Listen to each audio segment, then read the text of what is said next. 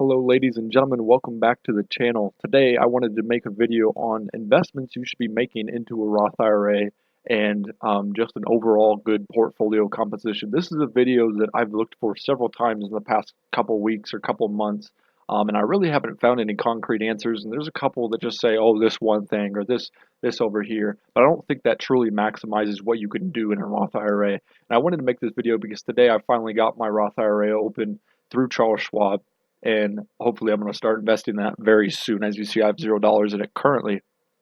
And this kind of plays off of the video I posted yesterday about investments you guys should be making if you're young or as a teenager, or how to start investing as a teenager. So if you guys haven't checked that video out, go ahead and pause this one, go watch that one, and then jump back into this one, and we can get started. So before we start, go ahead and leave a like, and subscribe if you haven't already.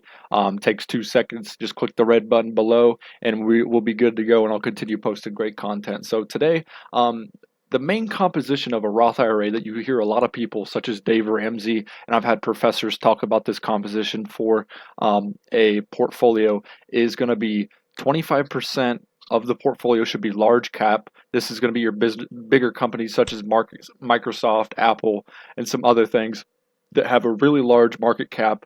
That's 25% of your portfolio. The next 25% is going to be mid cap. This is going to be your slightly smaller companies.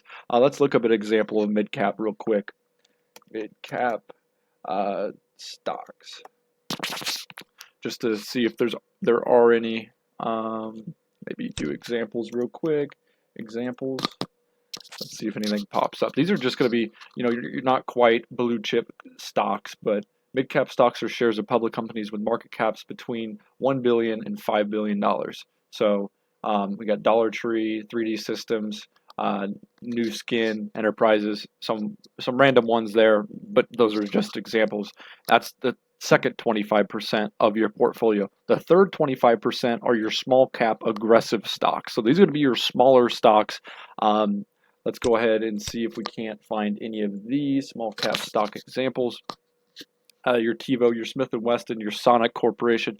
Some of these companies are just not necessarily starting out, but they're smaller, given the name, obviously, and they have the best potential. These are also going to be the most risky, but they have the best potential.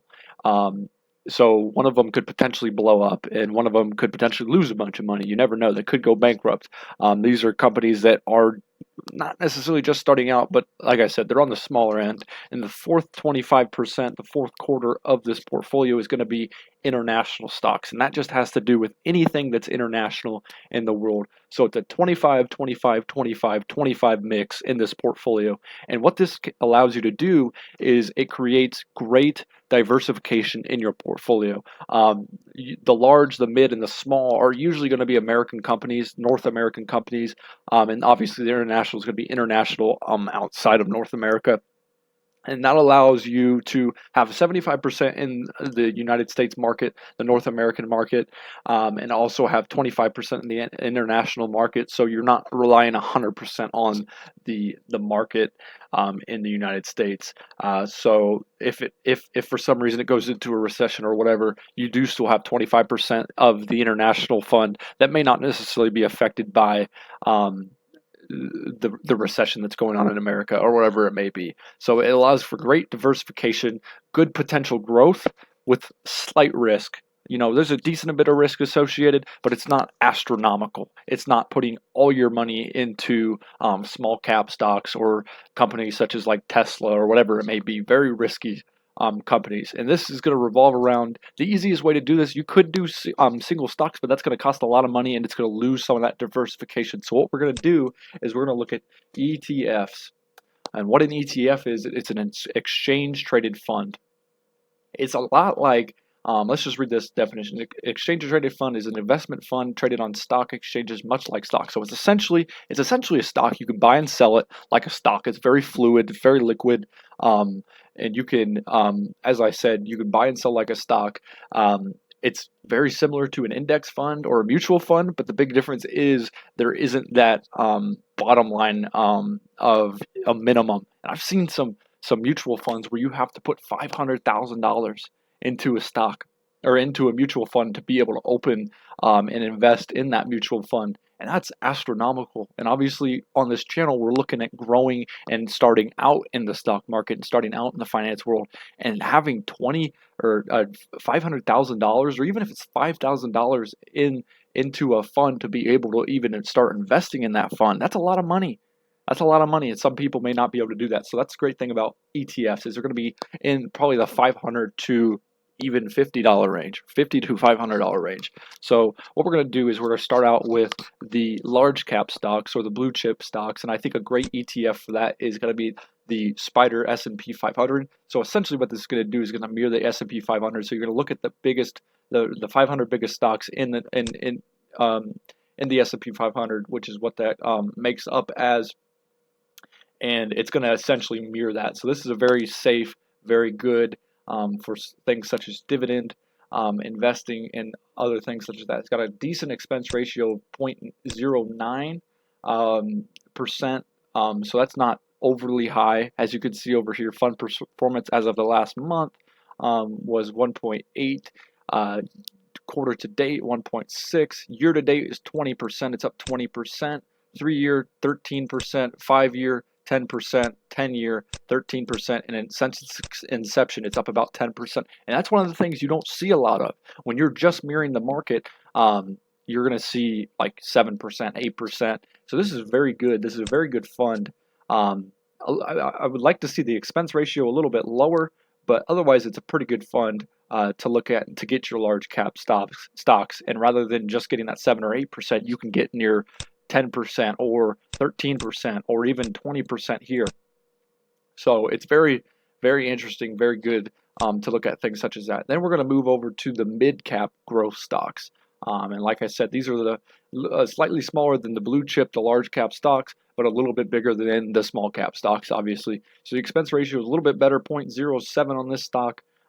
Risk potential is 5 out of 5, which, whether that's true or not, I'm not entirely sure. I'm sure that's probably what they have to classify it as, but I don't think it's super risky to invest in something like that. But obviously, more risk, more reward, as you guys see there. And when you look at the table, you see the year to date, or 1 year, it's earned 5%. 3-year, it's 12%. 5-year, it's 10%. 10-year, it's 13%. And since its inception in 2006, it's about 9%. So that's pretty good. That's pretty good. And if you invested $10 or $10,000 in it since I believe 2009, and it will have grown all the way to $35,000 in those 10 years. That's pretty good. That's pretty good to look at. That's a solid number. Obviously, 9% is pretty good. That's above average in the stock market.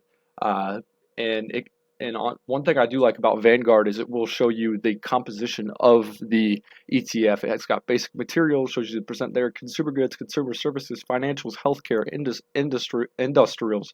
That was hard to say. Industrials. There we go. Oil and gas, technology, telecommunications, and utilities. And I do believe they show that for each one. And it shows even the largest holdings. AMD, that's a very nice one. A lot of growth coming from that one. Twitter, Dollar Tree, Digital Realty Trust, all sorts of things. Some recognizable companies, but not quite as many as the blue chip stocks. But still very big companies. And like I said, this is 13.6% of its total net assets. So these 10 make up that. So if you see some companies that you like, or you see some sectors that you like, take a chance on it. And I do believe this one is around $150 to start investing in. I think this one was around $300, I think, for one share of this. I don't know if I can find that. Yeah, right around here. So around $300 to get involved with the Spider S&P 500 ETF trust.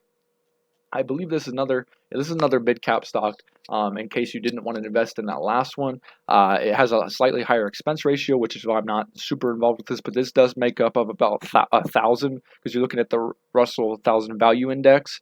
So you got companies you got bigger companies such as Berkshire, JP Morgan, Exxon, Johnson & Johnson. All these companies you guys should be recognizing. You guys know I love Disney.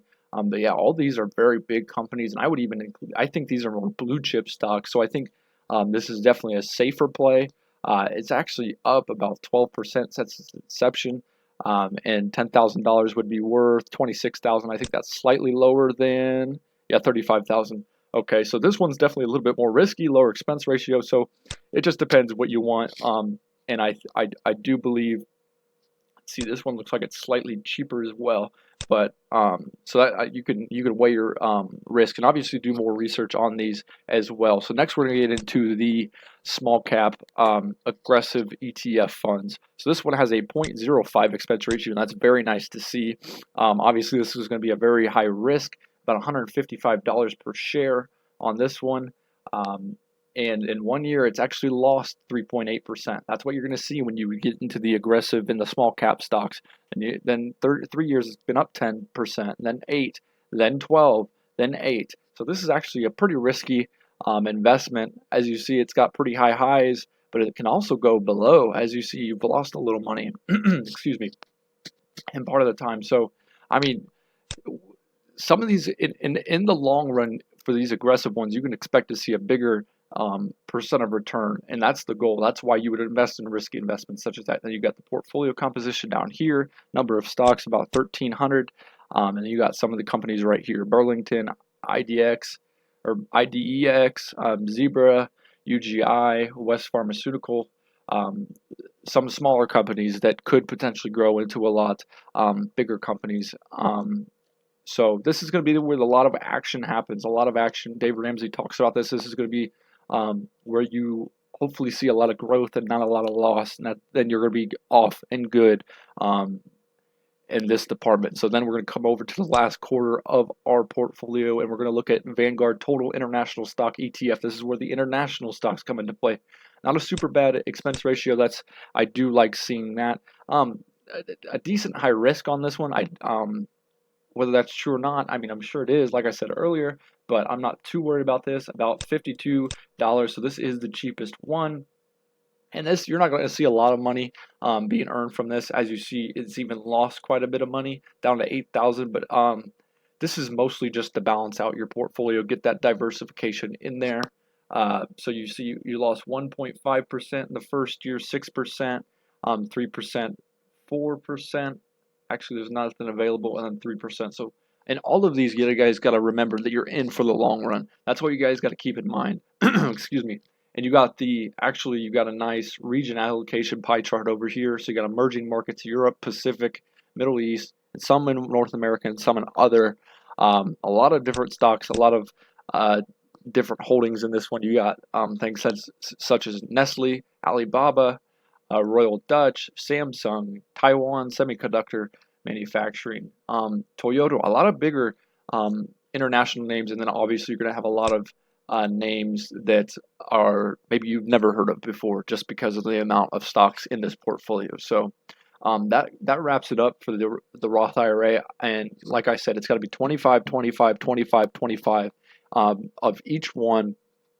And that'll allow you to be pretty diverse and hopefully be very successful and average around 8% or even more in your portfolio and continue to grow that money over the long run. And that's what you guys got to remember is it's over the long run, and don't worry about, if you're down a little bit on today or over the month or even over the year. Don't worry about that as much.